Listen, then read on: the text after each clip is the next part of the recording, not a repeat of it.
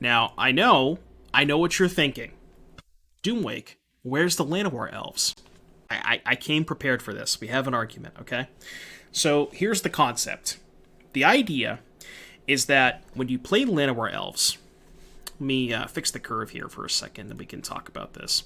So, when you play Llanowar Elves, because if I put this over here, it makes me look like an idiot.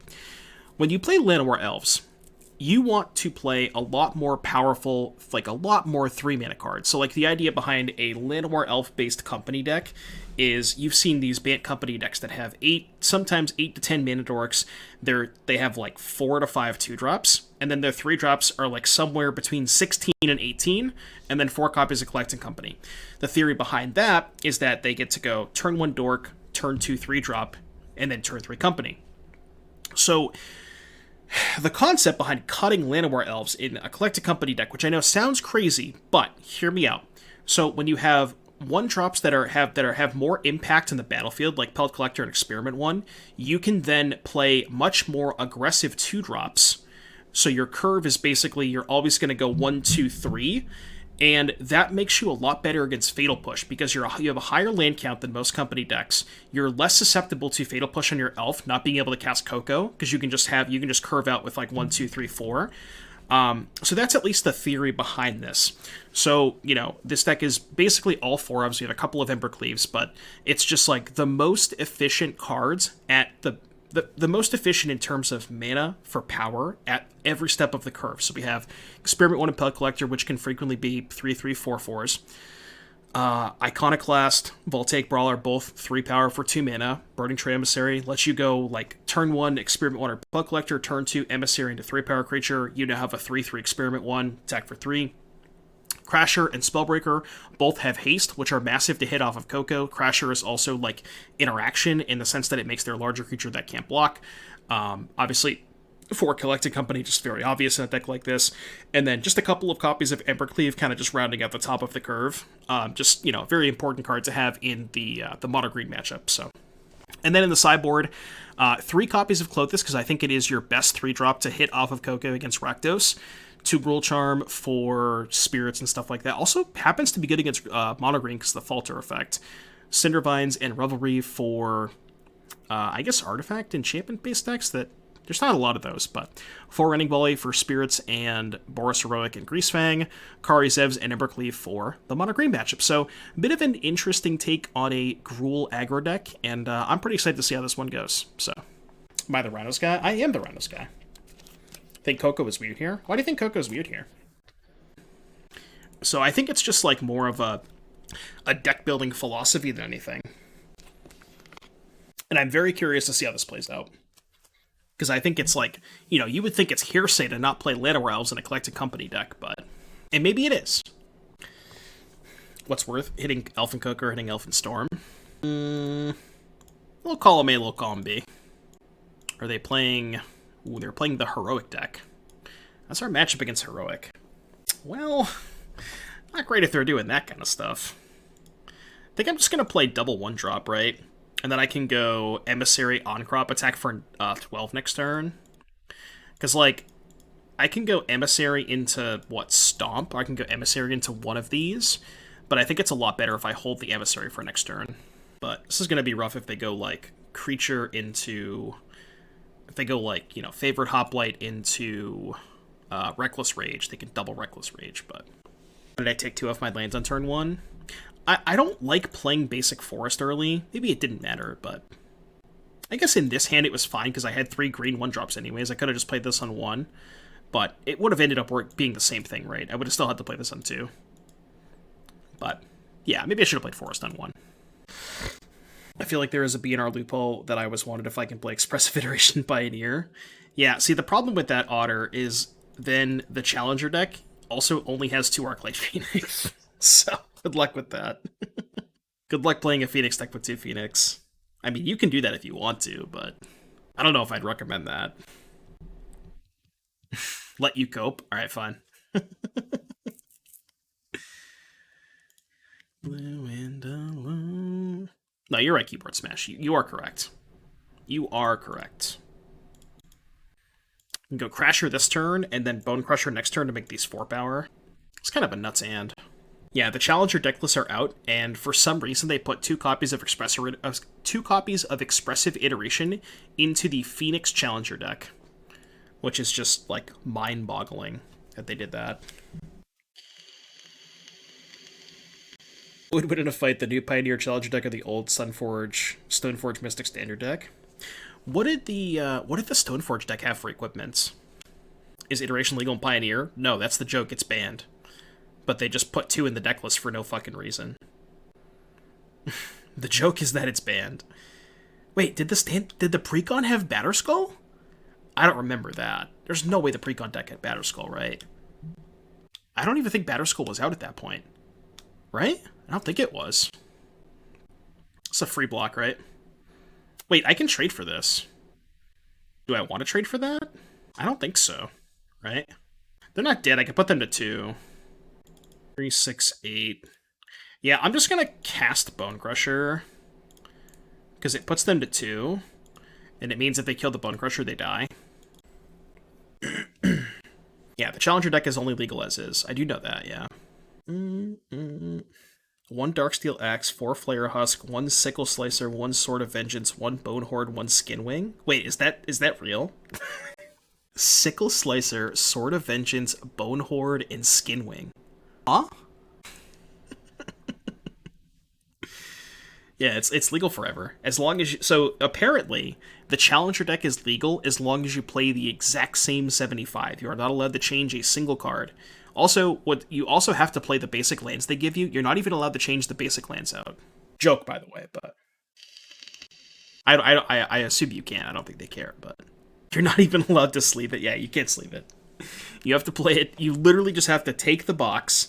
You can't even put it in a different deck box. You have to put it in the exact same box. No sleeves, same basics. Am I dead or something? I hope I'm not dead. I hope they're dead. I think they're trying to do some math and see if they have lethal, but... Is there an official tweet for the Challenger decks? Because I saw it from the Playing Pioneer Twitter account, but I don't know if that's, like, an official source, right? Pioneer Challenger deck list. Yeah, do we have like an official source? Oh yeah, it's on the Magic site. Okay, good. I can't, dude. I literally can't. Oh my god. Oh my god. Did they say anything about it? Oh yeah, right here. Note that the Is It Phoenix Pioneer Challenger deck list copies 2 copies of Expressive Iteration, a card currently banned in Pioneer. This deck will still be legal for tournament play in tabletop Magic the Gathering for Pioneer, but only as is. Specifically, the 60-card deck and 15-card sideboard will be legal as long as no changes are made to it. For the Is It Pioneer Challenger deck on Magic Online, the 2 copies of Iteration are instead replaced by 1 Pieces and 1 Fiery Impulse? What? Huh? What? What the fuck? What the fuck? That's such a fucking meme, dude. What is happening? Oh my god, man. They can't change the coding in Modo? Oh, yeah, they can't code it to only allow you to play the exact same deck list. Yeah, I gotcha. No, that makes sense. That's hilarious. That's actually hilarious. Like, unreasonably hilarious. Couldn't even just give you the 2 Phoenix. Yeah, I know, right? They could. I think it would be... I mean, AppLab, come on. Look at Magic Online and all of the things that are wrong with it, and tell me that they could do that. You know what I mean? Like, they don't have the capacity to... This program does not have the capacity to do that. Yeah, they would break everything else. If they tried to accomplish that, they would probably unban Oko and Pioneer while they're at it. I would have played this 75 at MTGO till I trophied. I probably would have tried to do the same thing, to be fair. Alright, I will declare a chump block if I am allowed to. The cool thing is they can't anger, well, they can't Reckless Rage me, because then they die. It's not lethal, right? I just block here. It's not lethal. Opponent, it's not lethal. I block. Alright, I take 10. Okay, cool. Good talk. Alright, Rending Volley, get in my deck. How good is Gruul Charm good against them? Creatures without flying can't block this turn. I'm thinking of a situation where they like hold back on defense with the giant creature, but I feel like that's probably not going to come up that often. I think this card's kind of too bad against Reckless Rage, so I kind of want to cut the Cleaves, but maybe it's good for racing. Can maybe go like down one of these. I think I want to keep all the Crashers for reasons I just previously stated. Maybe cut one of these. Alright, let's go with that. The Threatens are just so bad against God's Willing. Because it's a sorcery, you know? If I just like tap out for that and they just have God's Willing, I can't even cast the free spell off of it, so it's just too bad. Yes, Klothys is a valid hit off of Coco. Even if you have nothing in play, you can hit Klothys off of Coco. Because it is technically a creature while not in play. Alright, this hand's not insane, but, you know, Burning Tree plus one of these two cards. Would like a 1-drop, obviously. No such luck. Hopefully they just tap out for Virtuoso. Damn it. Alright, well, I guess we're doing this.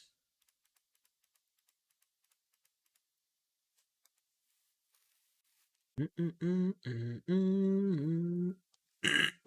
Pioneer come up before Oko? No. Maybe it did. No, I'm trying to remember. No, because I'm pretty sure like the first couple of months of Pioneer, people were already playing Oko, right? I think, it was about like the same time, right? Because I think Pioneer was announced like August, September of that year, and I think that was the same year that set came out, like, not too long after, you know? Alright, I'm gonna attack first. See if they want to block the Burning Tree. Alright, they did not block. I do definitely have to stomp now. October 2020. Yeah. Right, wasn't it around the same time? Or was it a year before? I can't remember. I want to look. Damn it. Alright, Pioneer MTG format. Pioneer format on the wiki.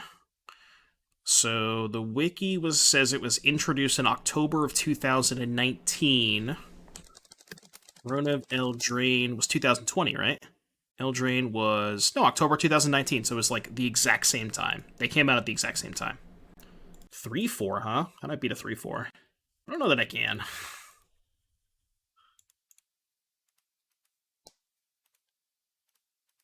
If I had a Rending Volley there to kill the Hoplite, that would have been good, but... Is it too early to speculative buy the new shitty card because I believe it'll be good in Brothers War? Honestly, it's probably cheap enough where it, you know, you're not even going to lose that much on your investment, right?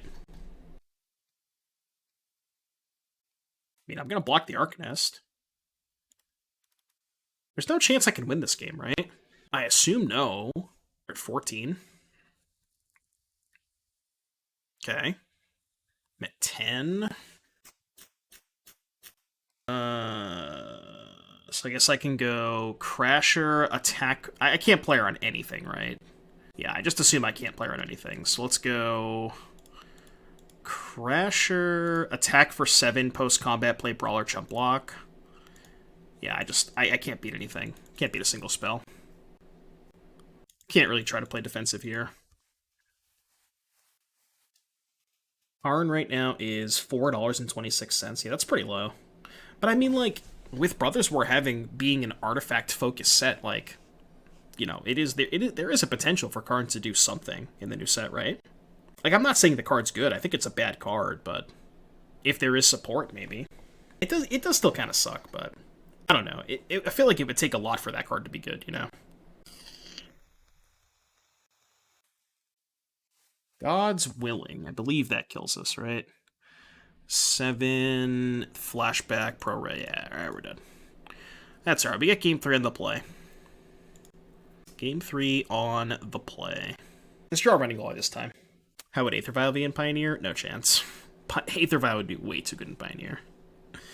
Imagine these tribal decks that are already good, like goblins, elves, and merfolk. Imagine those decks with Aether Vial. It would just like it's not even a, you know. And the thing about Aether Vial and Pioneer, Aether Vial is mostly kept in check in Modern by Prismatic Ending. Aether Vial doesn't have that, or Pioneer doesn't have that. It doesn't have like a main deckable card that is a ubiquitous removal spell that gets to keep a card like that in check. So it would be way too powerful. I just put back the Coco, right? I think I put back Coco. Pioneer as March. There's not that many people that main deck March, though. There's like the blue-white decks, but outside of blue-white control, nobody else plays March main deck. It's not nearly as ubiquitous as something like Prismatic Ending, right? Aether Vial stock goes up a lot in no MH Modern. Right, like Prismatic Ending and Fury are both gone, which is just like a huge boon to all the Aether Vial decks, you know? Also, by the way, I am going to be having that tournament. I just have to figure out some logistics things. But again, I should have a plan or an announcement soon, within a week or so. I just have to figure out the right date for it. Alright, 6. Proceed. Which tournament? It is a Modern tournament using the current Modern ban list. So the exact same Modern format. The only difference is that Modern Horizons 1 and Modern Horizons 2 are not legal. And I made a tweet, you know, asking if there would be any interest in it, and it seemed like a lot of people were going to be interested. So I do want to do the tournament, and it'll be for subs. So like my idea is it'll be for subs. I'll think of like some kind of prize, some kind of good prize pool. I'll think of. The best way to do it so that it connects to your Twitch account. So yeah, it'll be run through Melee. I'll probably have like some kind of Google Doc. So kind of like what Canister did, where you sign up, you put your name in the Google Doc, so I can just organize a little bit better. And then it'll be played on Magic Online, tournament practice room, all that stuff. And I won't play. I'll do coverage. You ban half of my entire deck for that event. Nice. Well, time to think of something else. Oh, were you our last opponent, Pinguster? GG's, buddy. This matchup might be a little difficult, because they can kind of outsize us pretty quickly. Which of the following cards are legal? Undead Augur, Phyrexian Dreadnought, Goblin Bombardment, Carrion Feeder? None of the above. Right? I think. I feel like I'm probably supposed to cast Bonecrusher Giant this turn, instead of the second experiment one. Kind of an awkward curve, though. Wish I had a Burning-Tree Emissary. Like, Burning-Tree into Stomp there would have been so good, because then I could have followed up with Spellbreaker next turn. Or this, obviously. The whole Living End deck is legal? No, Shardless Agent. Shardless Agent, Force Negation, and Grieve. Which are all, like, pretty massive cards, you know?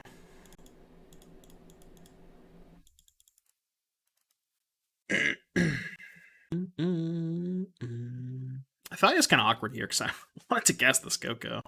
If they go, like, Lieutenant Shove, I might double block the Thalia just so I can cast Coco next turn. Whoa. What? This has to just be Brave, right? What am I missing here? Like, Brave is the only thing that they could have here, right? But even if they have Brave, I just put Bonecrusher on Thalia, Experiment 1 on Bodyguard, and I just trade the Brave for the Experiment 1. It's not even that bad. Oh, it Ganjo.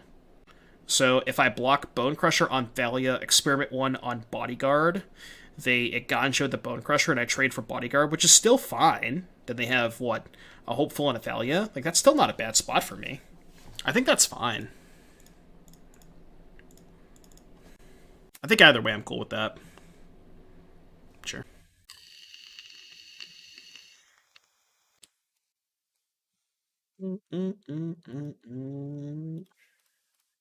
So I just make a 4/4, play a tap land. Maybe I should have played the Experiment 1. Yeah, I should have played Experiment 1 that turn. That was bad. I just kind of forgot it was in my hand. They may not be able to attack this turn, though. EI Unbanded Pioneer.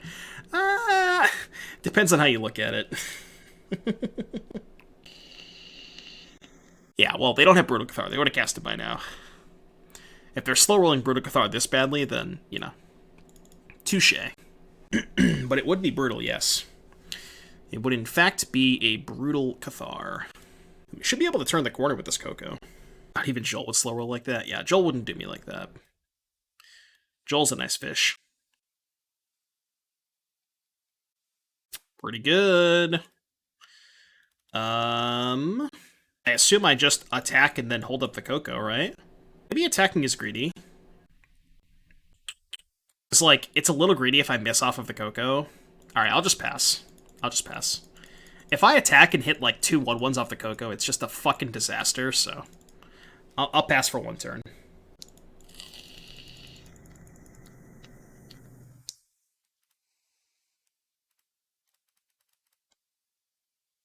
That's why we don't attack. Shout out to the Twitch chatter who said this exact thing was going to happen, by the way. Experiment 1, Stomping Ground, untapped, pass, I think? I think we're chilling here. Same thing. I mean, I guess maybe it's fine to attack there, but like they're not doing anything. I'm gonna easily win this game.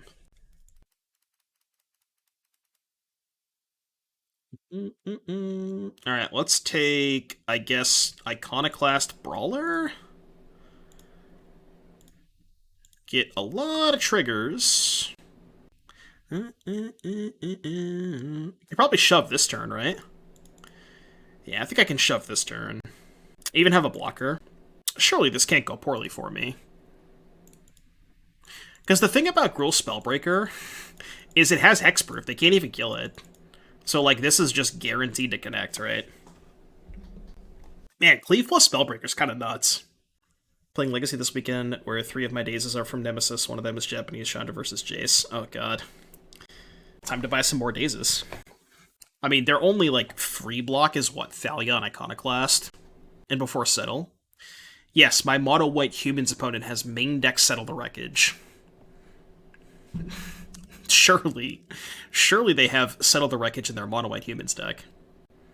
Seems like a bad Coco deck, lots of 1s and 2 drops. Yeah, I mean, I talked about that in the intro. If you want to go back and watch the intro, I don't want to keep talking about it, but we did discuss that in the beginning.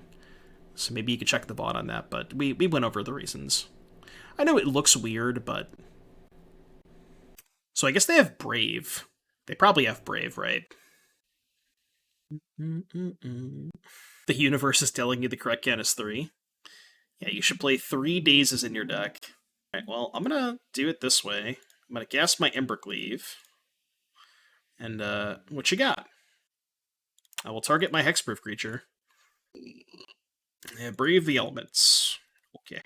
So they choose red. Aren't they still dead, though?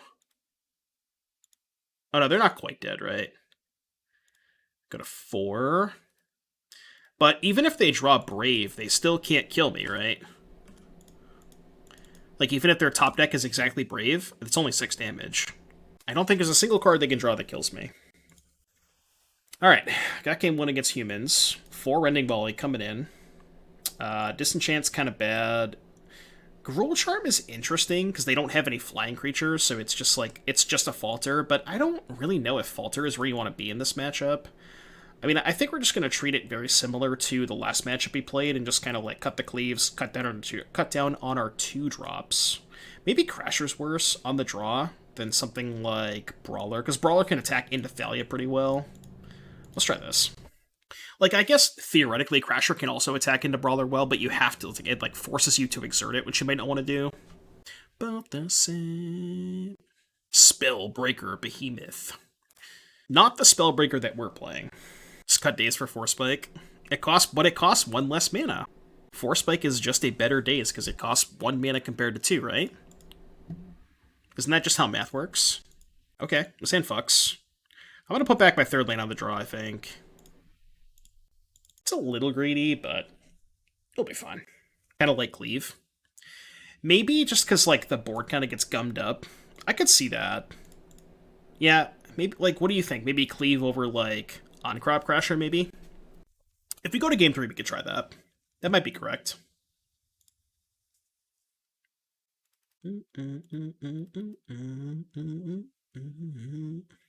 What if WotC prints days into Modern? I mean, at this point, I wouldn't even be surprised. To be honest with you. Would not be surprised at all. I'll play it the same as I do now. Yeah, true. Adeline's a good one. Question is, do I want to trade for their homies? God, the fact that Adeline bricks this is so bad. I kind of want to do this. Could also try to trade for this thing. But just like the fact that Adeline bricks my Iconoclast is so bad. I guess this is worse if I draw Rending Volley for Adeline, but I think I'm going to do this. Yeah, they can sack the bodyguard, but that's fine. I take no damage, so. I'm just going to make a 4/4, because I can't attack with it anyways, so. Attack for 4. 2-drop trading for 1-drop. Yeah, I know. I mean, Hopeful Initiate's just a really good card. That card is very, very good. See the spoilers today, kind of wilds. I looked at some of them. I didn't look at all of them yet. I saw the Karn. I saw the Weatherlight shit. I didn't see the rest of them, though. Probably a Brave, right?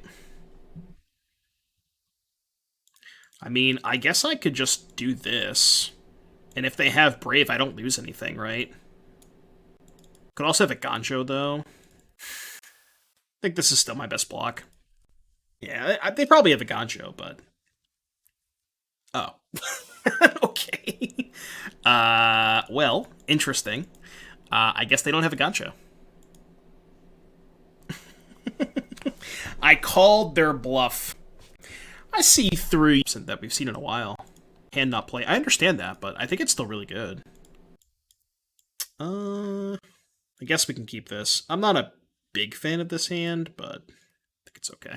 Spectral Sailor with Beef. Yeah, like you would just put that in your mono white deck, I think. Yeah, it's very, very comparable to Spectral Sailor. That's actually like a perfect analogy. It's just a white Spectral Sailor. That's like a very, very good analogy. And like, I feel like that ability is probably more relevant in white than it is in blue, because blue already has a bunch of a bunch of card draw, right?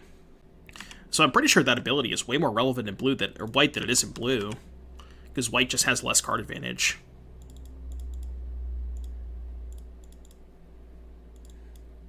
Wish I drew a 2-drop there. Yeah, looks at more cards.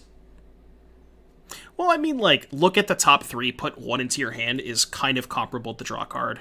Well, look at the top 3, put one of them with a condition into your hand is, I think, pretty comparable to just draw a card, right? They're like, very similar. I think I'm supposed to play... I don't even know. Bonecrusher, maybe? Yeah, I'm going to play Bonecrusher this turn. Then I can maybe Spellbreaker the turn after. This is far and away the best card in this matchup. This is how you beat them. You just, like, try to put a bunch of big idiots into play, and then have one big attack where you just, you know, cleave them and say what's up. Like, I could just cleave them this turn, right? If I just attack with both, if they block Bonecrusher, I just cleave them, and they take what?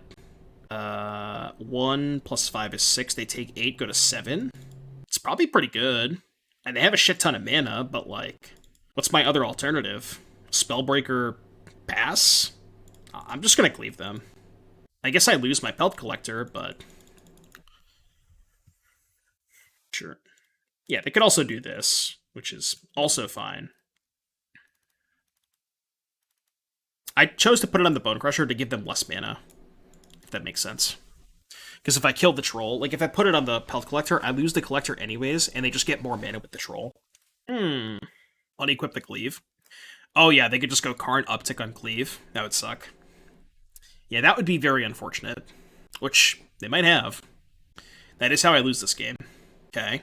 Well, that's also how I lose this game. Now they can Flashback Storm. Can I scoop? Probably can scoop now, right? Oh, they have a Storm in hand?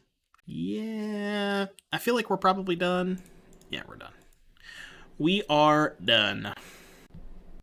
I want your Maestosity. I don't know, what does that word mean? I don't know what that word means.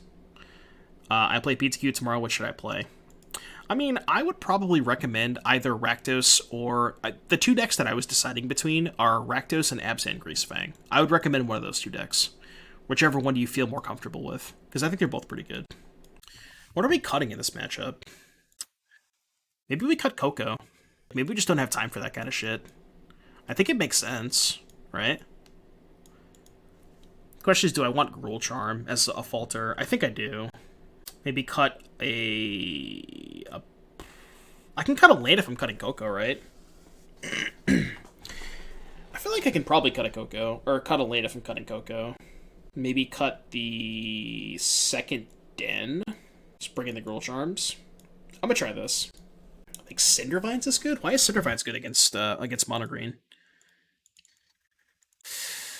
Well, it's the downside to cutting a land. You don't know how bad I want to keep this hand. Like, you kind of have an idea, but even if you have an idea, you still don't really know how bad I want to keep this hand. For enchant land and artifact, it's just too slow. They can't combo through Cindervines? They certainly can. They gain life with the Teferi activations, too. I should mulligan, but I want to keep that hand so bad. Alright, this is better. This is way better, actually. Good mulligan, chat. Good mulligan. Okay. Okay, mulligan. Cindervines blocks the combo. It also just requires a ton of mana. Like, you just have to, like, it's 2 mana to play, and you have to hold up a mana, or you just have to, like, you can't afford to hold up mana this matchup. You have to be mana efficient and kill them as quickly as possible. You just don't have time for that kind of stuff.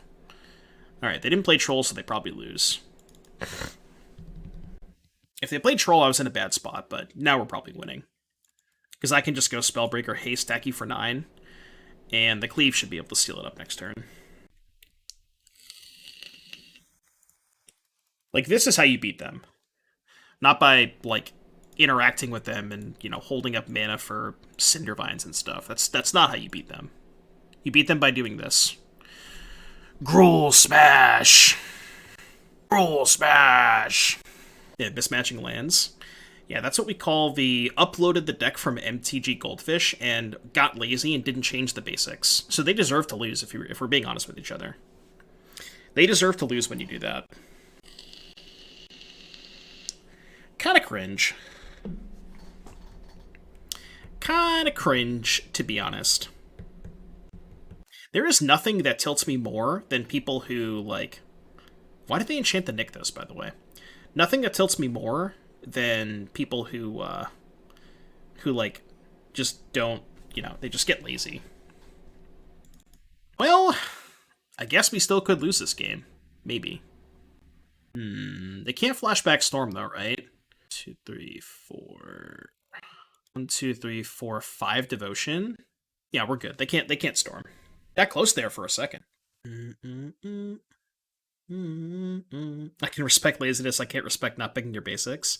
Well, I mean, those kind of go hand in hand, right? Like, the reason they don't pick their basics is because they got lazy. Surely they don't have a second Storm in their hand. Surely. If Cav. Shit, we might not actually be able to kill them next turn. Right? We actually might not be able to kill them. Oh, fuck. This is bad. Oh, never mind.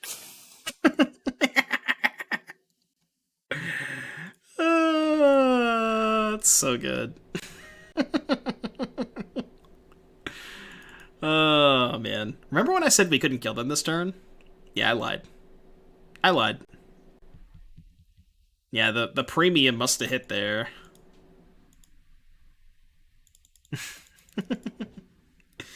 When the premium hits good. Alright, well, good thing I brought in these Gruul Charms, huh? Alright, game 3, let's go. Never been tilted by someone that doesn't use magic basics, just people saying me bird. I just think you're stupid. You think I'm stupid? Sag. It's fine, I understand. I am pretty stupid. Do I say main board? I say main board deck. Main deck board. This hand's terrible, right? Like, I'd rather just go to 5. This hand just doesn't beat any of their draws, I think. This is a 6, though. What do you think, chat? What are we thinking? This is my 6. If I keep, I'd probably put back the 3rd land. I just feel like this is too slow. Yeah, I agree. I think there are just better 5s. Like, any 5 that has, like, 2 lands, a 1-drop, and a 2-drop is just going to be better than this, I think. I think on the play this is respectable because you can get under them, but on the draw I just don't really see this hand ever beating like an average draw from them, right? Well, I mean, you could even argue that this is like the same hand, but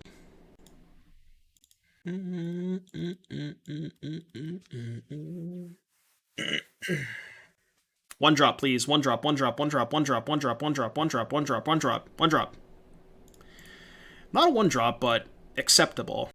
Sucks that they have troll though, because now I just can't attack. It's the main boards we made along the way. Sometimes a one drop? No, it's always a two drop. What are you talking about? I guess if you attack with 5 creatures and you also have a Defiler of whatever the red Defiler is, then you can play it for 1 mana, but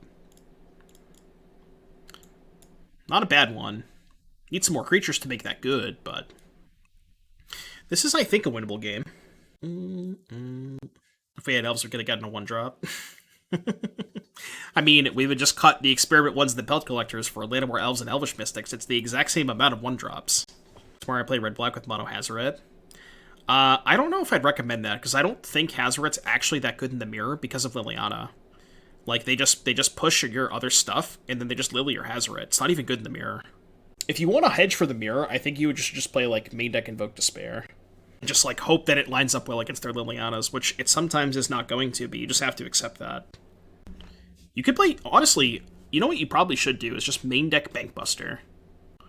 Yeah, the lit's the party. Main deck Bankbuster might be kind of lit.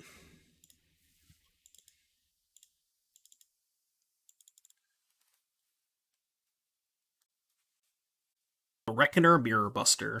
Am I dead? I think I'm dead. Yeah.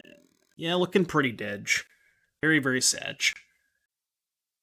They also milled Storm. Turn 4, by the way. Turn 4, by the way. Technically, I could win this game. Well, no, actually, they just have too much power, right? I was going to say, if I draw land, I can attack with both, put the Embercleave on, next turn Gruul Charm for lethal. But, yeah, that's just not going to work. Here, 4, 8, 13, 14. Is there a way out of this? I don't think so. I'm trying to think of, like, what does a winning game look like for me? Assume they have a land in hand and a land on top. If I do nothing, Pelt Collector, pass. I have 10, 14, 16. I'm trying to think if I Gruul Charm this turn. What if I do this?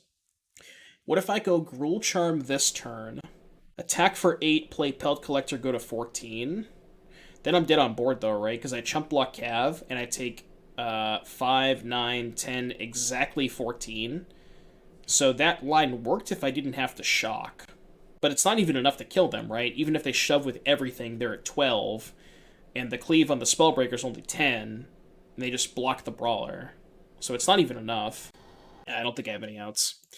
Unfortunate. I mean, obviously, like, the draw. Hand's kind of mid. Kind of want to mulligan this. Buy weighted dice. I'm not telling you to buy weighted dice. Like, you can buy weighted dice, just don't use it. Do I think this deck is worse matchups? Mono green on the draw. I don't know. I haven't played enough with it. I mean, this hand technically has a curve. It's not a good curve, but it's a curve. It's better than going to 5, I think. It's Greasefang. Greasefang's going to be tough game 1. We have 4 volleys, so better after sideboard, but game 1's going to be tough. I'm currently sub. Should I go play some craps? I cannot offer you gambling advice, legally speaking. I am unable to offer you gambling advice. Unless you're gambling channel points, then we can talk, but when you're gambling, like, actual currency... Wait, Doomwake, are you saying that channel points are not real currency? But I saved my entire life. I have 300 million channel points, and you're telling me that this is fake currency? Who are you? You're not a real streamer. You're here just for financial advice? You are in the wrong place. Unless you're talking about the 150 inverter of truths that I bought before the inverter PT, then we could talk finance, but I've only had one spec buy in my entire life, and it just happened to be that one, which was, like, pretty lucrative at the end of the day. Like, I made a lot of money off that shit. It's my only spec buy that I've ever had. It was a good one, though. Reese Fang.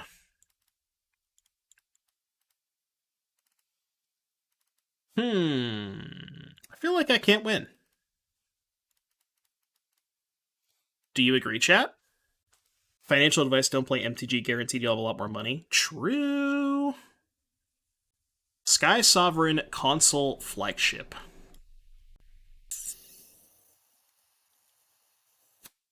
Don't know that I can beat that. Go to 11.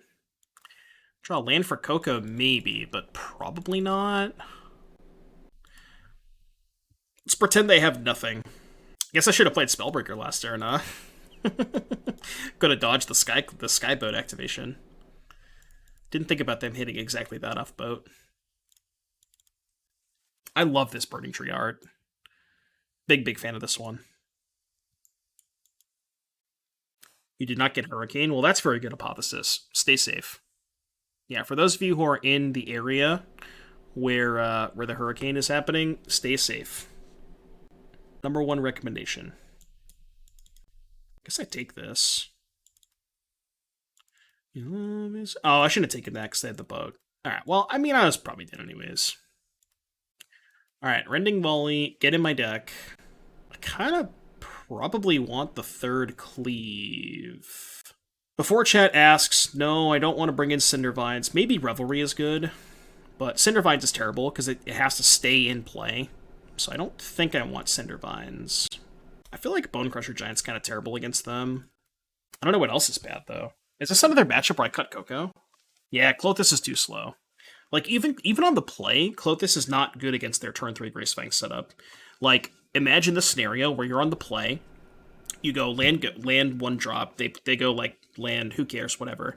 You play a 2-drop, then they play a Grizzly Salvage on your end, they, like, hold up mana. Then you play Clothis, they just go end step Salvage, untap Gracefang, you're dead. So... I wonder if Coco is too slow. Like, I feel like if you're bringing in Volley, you kind of have to choose between Coco or Embercleave. And I feel like I'd rather have Embercleave in this matchup. So what if we did this? Bring in the Revelry, bring in 2 Giants. Yeah, I like this. Is Vines my only artifact removal? I got 1 Revelry. But again, I think Vines is terrible against them because you have to both play it, hold up an additional mana, and the issue with that is, like, it's face up.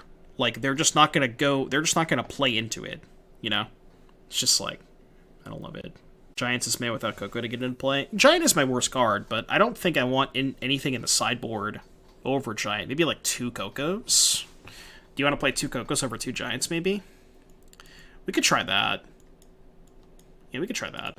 Yeah, I mean, the key to this matchup is, like, have an aggressive start and then hold up Rending Volley the whole game. That's the key to this matchup. Well, their long game is Chariot, but you have Embercleave to beat Chariot, right? That's the idea. This hand's pretty bad. I'm gonna ship this. Okay, better. Back the Cleave or a 3-drop? I feel like keeping the Cleave is higher upside. I think I like that. What does Kari's have in the sideboard for? Just mono green. Maybe like Niv I would bring it in because you can steal their 6/6, but yeah, Karizev's is basically only there for mono green to steal trolls and calves. There's not really much else I'd want it against. Run that shit back. I'll be at push here. Okay. Run that shit back. It's the Grizzly Salvage. Surely they won't hit a Parhelion and then have a White Source and a Greasefang, right? Right. Surely.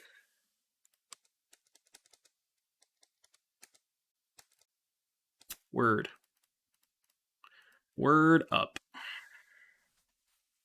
Shame Niv is an attack trigger. I know, right? Steal their Niv, attack, get draw 5 cards or whatever. That would be so dope. I mean, probably not good in this deck, because you don't have a ton of multicolored cards, but... Or, like, all your multicolored cards are Gruul, so you only get 1 card off of it. Beats, I guess.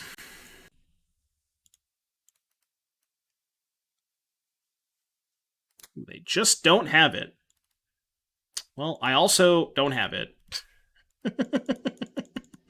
The thing is, both of our hands are terrible. What the hell is in their hand? They didn't cast an Enabler. Their hand's just like all Chariots? Their hand must be just all Chariots and Parhelions, I guess. Land! Not a land. This game is still winnable, though, for sure. Like, if they play Chariot, I can probably kill them if they play Chariot, I think. With the Embercleave. This is going to be some weird math here. Oh, well, I needed to draw a land. Obviously didn't do that. Alright, turns out I have no attacks. Turns out I actually don't have attacks. Your move. I mean, if they attack with the Chariot, I draw a land, then I can maybe still win, but...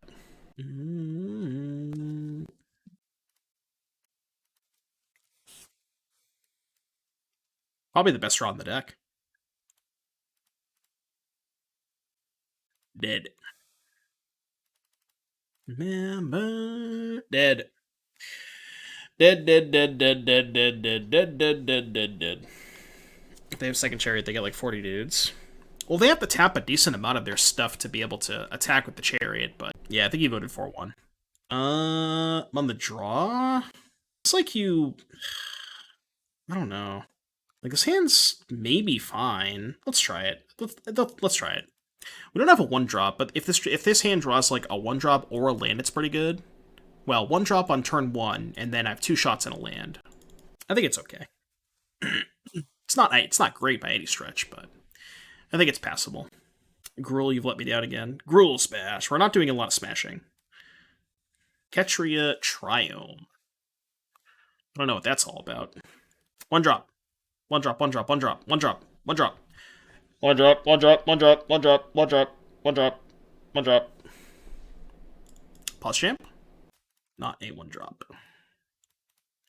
Your turn. Lots doing an artifact version of the Mystical Archive is so awesome. Hope they do a set with something like this every year. What's the mystical artifact version of the mystical... Oh, okay, like the Mystical Archive they did the last time. Yeah, that is kind of cool. My brother in Christ. Why? Why do you do this to me? Just why? Just why? Why do you do this to me? I don't know. I just don't know, chat.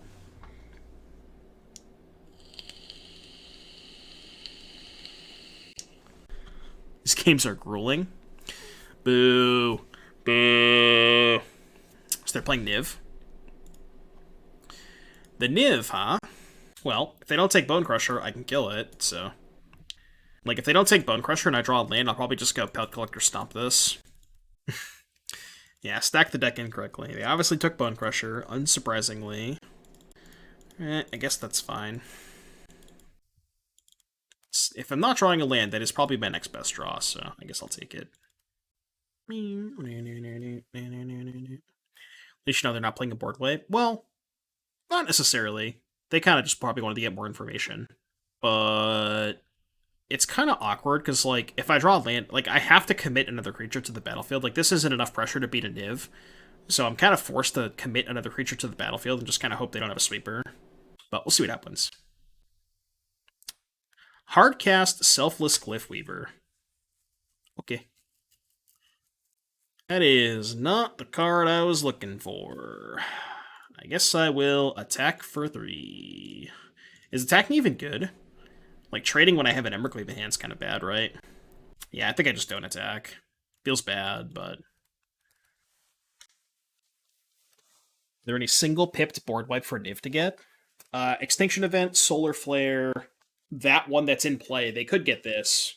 This is a board wipe. Obviously, they can't get it anymore, but This is when they play Extinction Event, Solar Flare. Yeah.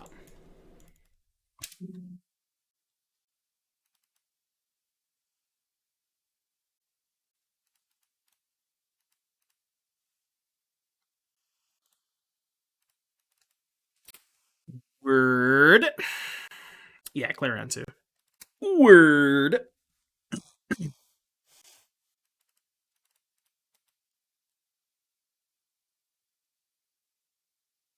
I am not amused.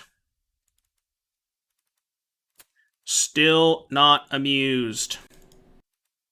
I am not having a good time. Cast your Extinction Event to 3 for 1 me? Okay. Cast your Niv, draw 7 cards? Okay.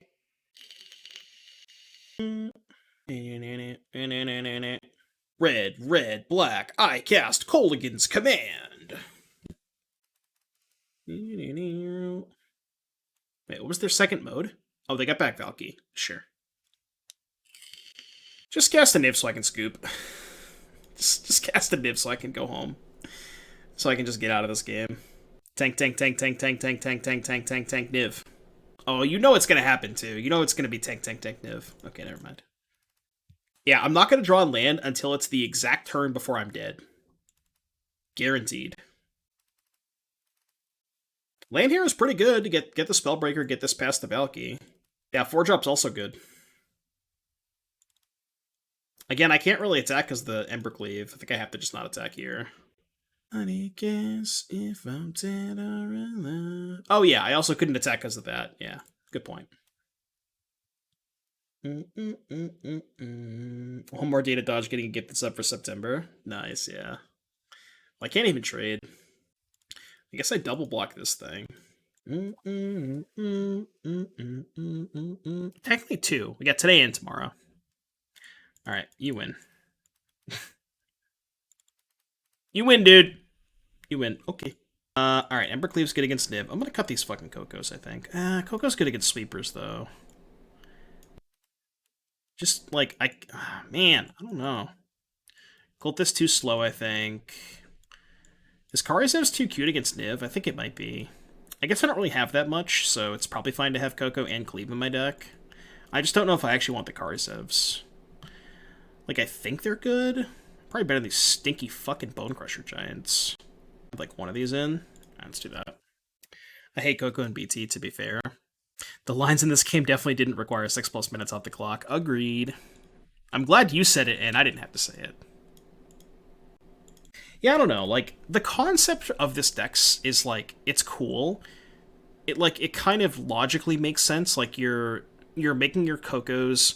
Like, if your 1-drops are Llanowar Elves, and you're playing a bunch of 3-drops, like, theoretically you're making your Cocos better, but the reality is when your opponent Fatal Pushes your Llanowar Elf, you're just so much less likely to have something good on turn 2, because, like, those Coco decks that are based on Llanowar Elves just have a lot less 2-drops, and they're playing, you know, like, look at the Bant Company deck. It's like 8 Elves, 4 2-drops, and 16 3-drops. So the idea is, like, you're smoothing out the curve for the games where your 1-drop dies, and you just have, like, a much better curve in those situations. So you're kind of, like, preparing for the bottom half of your draws, if that makes sense. So, like, I guess in theory your Cocos are a little bit worse because you have less 3s, but they're actually better because you're putting more pressure on your opponent before casting them, if that makes sense. Because you're, like, more likely to do something meaningful on turn 2. Sounds good. Deck could use some Wildborn Preserves. Is that that's the 2/2 flash guy, right? That, like, draws cards or something? I don't know the exact text on it, but you don't Coco into 2 elves. I mean, Coco into 2 experiment ones is, like, kind of the same thing. It's still not good. It's slightly better because, like, your experiment ones are a little bit more meaningful, but it's still not great, obviously. Well, this is good they can't kill it. It's, like, okay, I guess. I think I'm gonna Crasher here.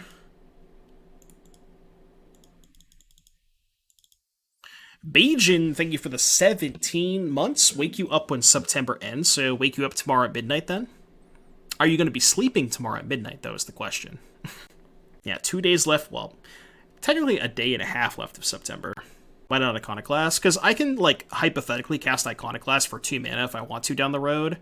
And there's also a chance that, like, maybe they play 2 creatures and I want to go Crasher double Exert or something. I don't know. More damage post-Wrath. Well, also holding the Iconoclast is better post-Wrath, right? Because it's 4 power versus 3. So isn't it just better to hold this at that point? You know what I mean? It's also just mana efficiency, too. I'm doing good. I'm doing good. Green Day hates September. Yeah. So they can't play a creature this turn. I can kick the Iconoclast this turn. So this should be good. I guess they could have a removal spell, but... maybe I still should have played the Crasher. The cool thing about keeping Crasher is... Okay, let's assume that they have a removal spell here. They go to 5. Then they play Niv. Well, I guess if they play Niv, they're just dead, right? But... Yeah, but they don't know about the Crasher. So if they play Niv, they're just dead. So this is good. Come on, tap out for Niv. What's the worst that could happen? Just tap out for Niv. Nothing bad can happen, I promise. I promise nothing bad could happen.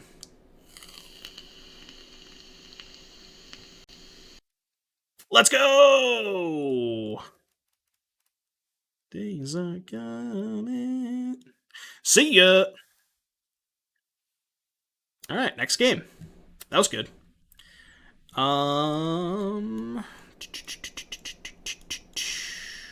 Somebody in chat suggested Klothys because they can't kill it. The problem is Klothys is just so slow.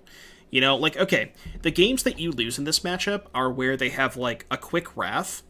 And yes, Klothys is good because it doesn't die to Wrath, but the issue is, if they have a fast enough Wrath, you're not putting enough pressure on them to actually take advantage of Klothys. Like, 2 damage a turn when they're casting Niv is just not going to be close to good enough, right? Gruul Charm? Gruul Charm is bad because it makes it doesn't stop their Niv from blocking. It doesn't do anything. I did get to Gruul Charm a monogreen opponent for lethal. That was hot. It's just Vortex? Yeah, but, like, I don't even know if Vortex is good in this matchup. Vortex would be a lot better because it would stop Bring to Light, or dome them for 5 if they cast Bring to Light. Like, if it was Vortex, I would consider bringing it in because of the Bring to Light synergy, but... man. Game 3, all the marbles. Yeah, I'm not going to 5. I'm just not doing it. I'm just not doing it. Not doing it. It's not happening. See? Had it the whole time. Couldn't hit a 3rd lane but 2 of an opening hand. Yeah, but this game's different. Trust. Alright, well they played Moat, so that sucks. I don't like them playing Moat.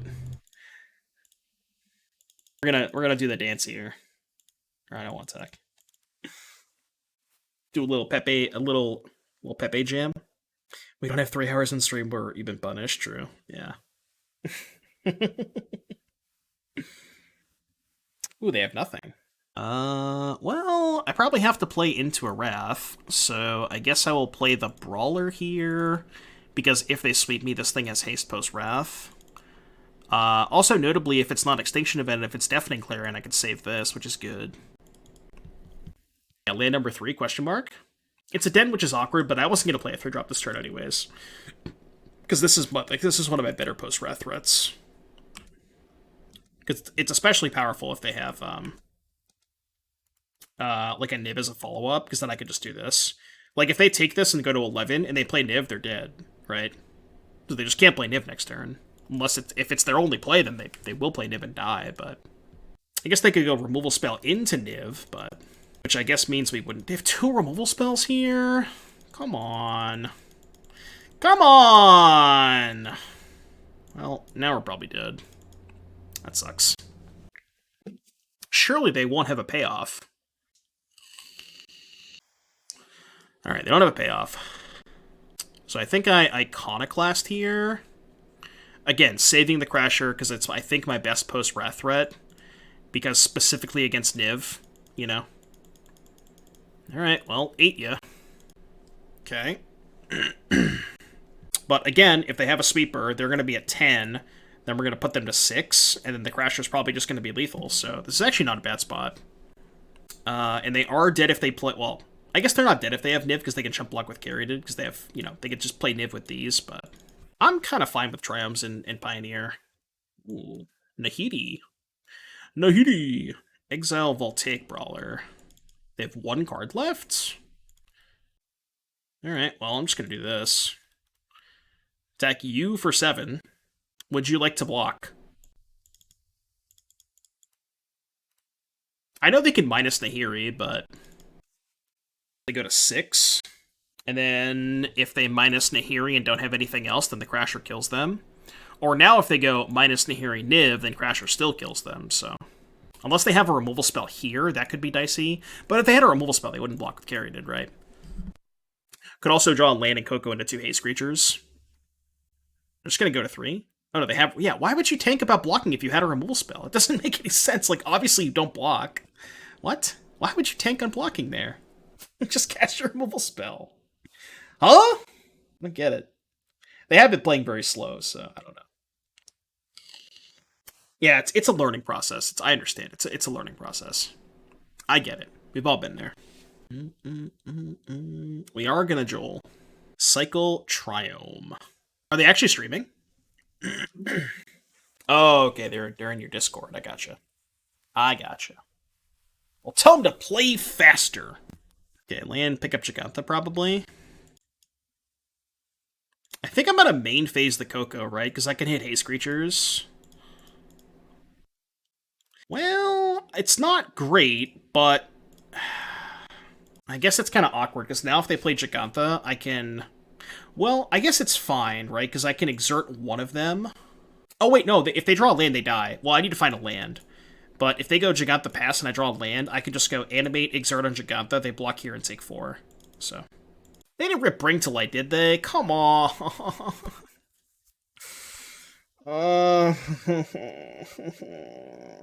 Oh no. Why? Why couldn't you just draw land? Yeah. Shit. Oh wait, they're still dead. Unless they hit a removal spell, right? Which they did not. Okay, so they're still dead to a land. Land! Oh, that kills them too. Okay, that's pretty good. I will Kari Zev's Expertise your Niv Mizzet. It's a pretty good one, huh? Not a bad one. Not a bad one, I'll say.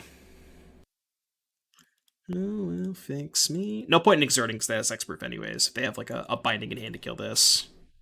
Alright, let's go! Let's go!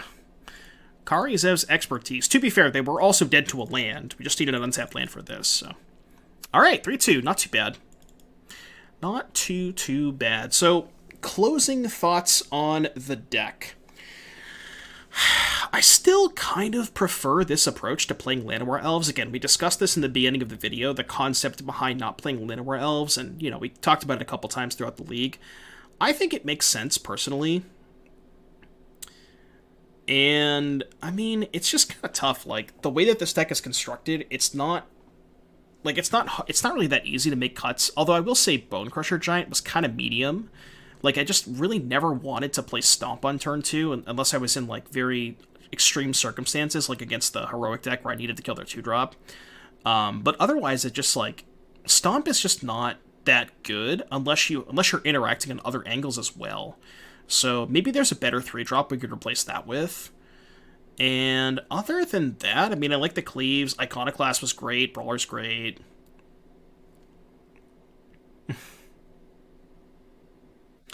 And then, like, the Experiment one, Pelt Collector stuff. Yeah, I think, like, the only card I didn't like was Bonecrusher. Everything else felt pretty good. Sideboard I like a lot, so not a ton to say, but let me know in the comment section below. If you're watching this on YouTube, what did you think of the deck? Any potential changes? And if you enjoyed the video, smash that like button, subscribe to the channel, and I'll see you guys in the next one. Peace!